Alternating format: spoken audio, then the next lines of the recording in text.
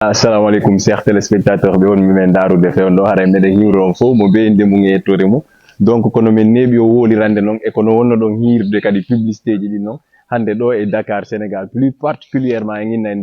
nder Grand Théâtre enen e artiste ɓe men ɓe wowɗe wolde fimum woni homɓe artiste ɓe janduɓe ɓe andintinɗa himɓe iwani en ha lagine enen fulɓe ɓen enen guineɓe ɓe mantorten ɓen goɗɗon no wiye wo ko mboma bari yadunno awa en yaha en daroyenɓe joni noon si yimɓen arta e mo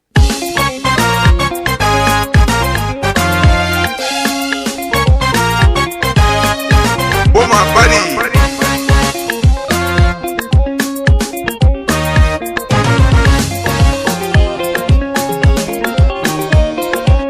Yadu no sedi Yadu jidi no sedi hino mboma on hewti Alhamdulillah mi hewti e min yima nder Grand Théâtre nanongoy ko wowi ni lanandi hande ɗa mantiɗa buusi ferno jiyoy koye fof no buusi ka haray min hiwroma indema yettorema min landoma taw déjà ko honno hirɗa Sénégal e hewtande ma hande Sénégal nde surtout kadi nder Grand Théâtre wala haray jama wonɓe men darde fewndo sayi d'abord mo kala salminama ka joɗori e ka woniri e ko jokki e ko woni wadde fewndo sayi ɗo haray ko en goto telen ka piiji moƴƴi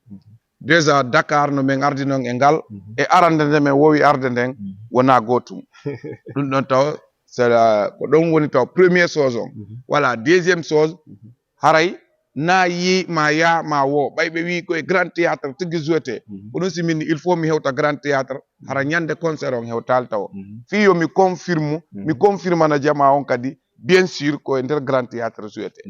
Voilà. Donc on nani mboma ko ari wolani en kon hikka mboma ko nder Grand Théâtre sifa ka wali en jouata ɗon ɗo haray na fanɗingol artiste ɓe men ɓen chaque fois mi wolay mi wiya ka nder émission ji an yo artiste ɓe ɓen jandine par ce que fi maɓɓe fanda donc enen fof ɗen andi concert on ko lendemain tabaski mi landotoma noon mboma a nani wo ko bimbi julde concert on landi noon woɓɓe landoto arana e gore julde no wodi kadi pay koye anditiɗɗa ko hewtaga kono koye darete direct a faami ko honɗum wolantamen fi goro julde maɓɓe o neññande e ɓe arayɓe ndara mboma ɗo e nder Grand Théâtre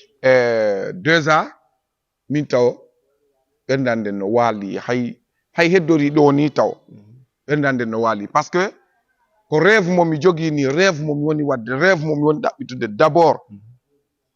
heɓugol occasion jouugol concert kandanɗa hoorema hara grand artiste international fop no miiji taw siɓe jouway ɗon tawa wayi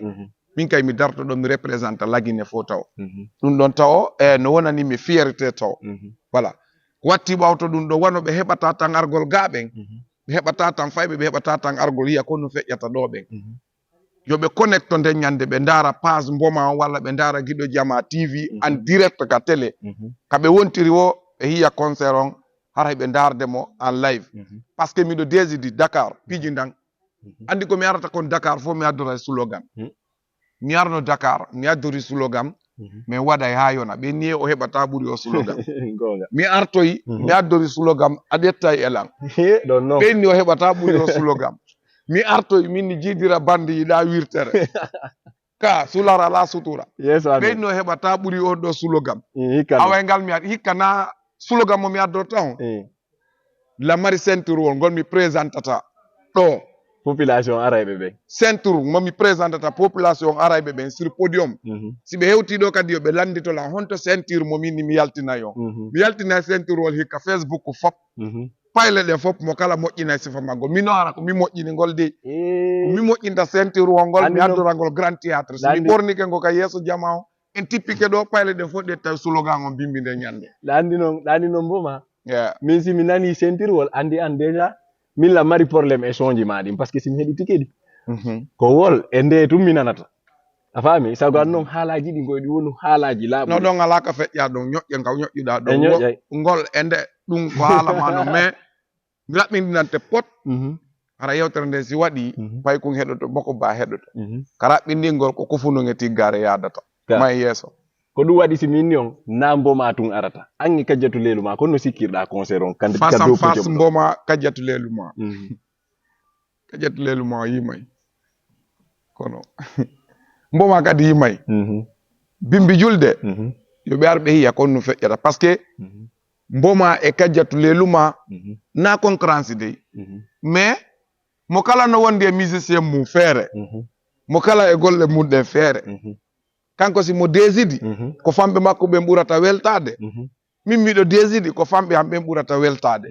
ko ɗon simini jama o yoɓe prépari ɓe ara ɓe yiya ko honno waɗa feƴƴude nden ñande inchallah voilà donc haray enen fof en nani yo fof préparano ara ndara ko woni feƴƴude ɗo nden ñande mi haalani on concert on ko jour goto woni lendemain tabaski mo tulti noon mo tulti si ɓe fuɗɗike ma expliquande ta ngatu honduma ɗum par ce que ɗen andi se ñin mboma en nani voix mboma o ko ɗum waɗi si mi toranto on onon ɓay on watamo torade mi torano en mo yo okko en acapella on to sukun ka voix makko allez-y iyama bari mariyama bari iyama bari iyama mi yimanima allah en mbara mayetano kene ɗe jaranimmi foppu ka iyama accumi darna galle fi mari accumi soda woto allah fi mari yiɗira bandiɗam kono sular ɗin ɗiɗi jiwo yiɗuɗo wo o yiɗa imo yiɗi retere wo yiɗa o dépôt ɗin ɗiɗi fep donc voilà chers téléspectateurs mi wolani on nen ñande bimbi julde tout le monde direction grand théâtre ɗo entrée on non c'est simple uniquement on waɗay 5000 francs waɗe ka jifa mon waɗon kadi 5000 francs transport aro mi weltina on ko meeɗa weltade enen e mboma bari men jonnamo o waynito onon wonɓe men darude ɓen voilà mboma waynito voilà haray famɓe yejjutugo ko mi yetti on kon tawaka e ngal slogan men mo yaltinten on komi wi e yaltina e ceinture wol mi présente on ceinture wol ngol mi moƴƴini n'importe moƴƴiningol dey ceinture mo mi moƴƴini min sur podium mi présente on mo ɗo filmoɓe ɓen filma bimbide ñande payle ɗen fof ƴetta slogan o merci les fans big up et voilà merci beaucoup hara e wi ɗum lendemain tabaski